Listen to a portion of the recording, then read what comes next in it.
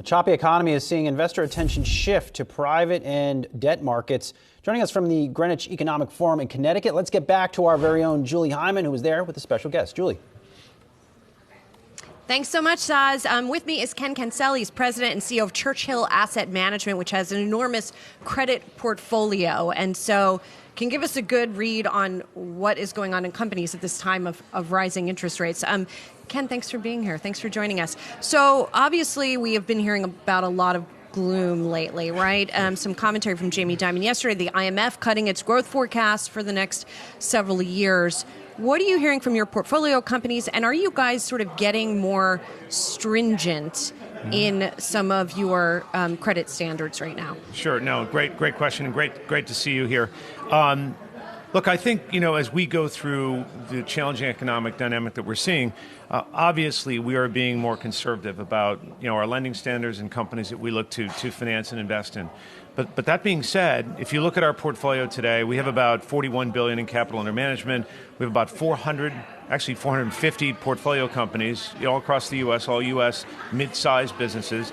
And what we're seeing, frankly, is that, those companies, by and large, are actually quite healthy and growing and actually performing quite well. So, I understand there's a lot of doom and gloom in the air, but the reality is that if you're financing high-quality companies and businesses and being very careful about the businesses that you finance and invest in, and you apply, a very high standard, there are still some very fantastic businesses to finance and invest in, particularly ones that have benefited from COVID-19, either through technology or logistics. And so that's where we focus. We tend to focus on software, business services, healthcare, distribution, logistics businesses that have generally benefited from COVID. And so today our portfolio is in quite good shape. Deal flow remains in the middle market for the better companies quite robust. I would say for the more challenged businesses, those companies are kind of off the market, if you will, right now. They're not really being transacted. But I think for the better businesses, there are still opportunities to finance, and we're certainly seeing that. Well, let me ask you then on the fringes, right? Because I think back to the financial crisis, and going into it, things look much the same. And I'm not saying that this is the same. Right. What I'm asking about is, are there signs on the fringes of things at higher risk levels that we should be watching? Yes. So I would say certainly for the companies or deals that were done at levels that now would be considered excessive or, kind of beyond reasonable. Businesses that, frankly, may have yielded slightly more in return, but obviously brought with that return a lot more risk. And so I would say that you'll start to see cracks along those lines.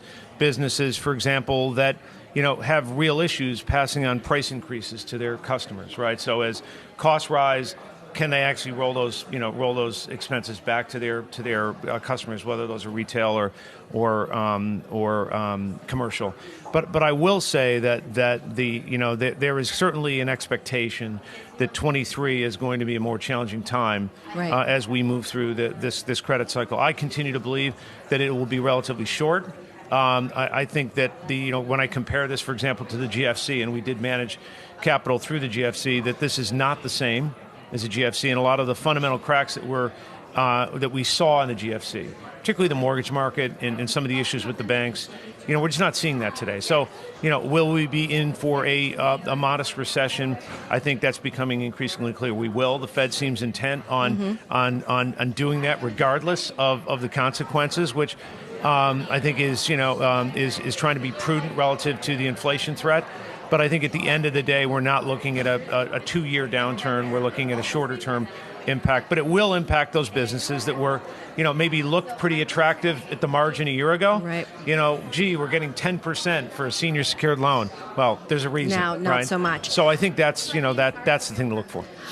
Ray Dalio spoke earlier, and he talked about America being in decline. And you, when it was your turn to speak, really pushed back against that notion. And you are what one would call a self-made man, right? And so why don't you think that America is in decline? Well, first of all, if you look at the purported competing dynamics, the competing cultures or competing models, right? I think about the American model And I think that if you look at, the challenges that we've seen over the last century, right? I think about, a communist system or a socialist system, and I believe very strongly that the U.S. is the place in the world and has been for centuries now where it provides economic opportunity, upward mobility. I'm a big believer in that. I'm on the board of Teach for America, Connecticut, and I think that, we are still the best place to raise a family, to build a business, and to pursue your dreams. So I'm fundamentally an optimist, and I'm sticking to it. I like it. I like the optimism. All right, we got to leave it there. Ken Kencel of Churchill Asset Management. Thanks so much. Appreciate it. Back to you guys. Thanks so much, Julie. Excellent conversation there.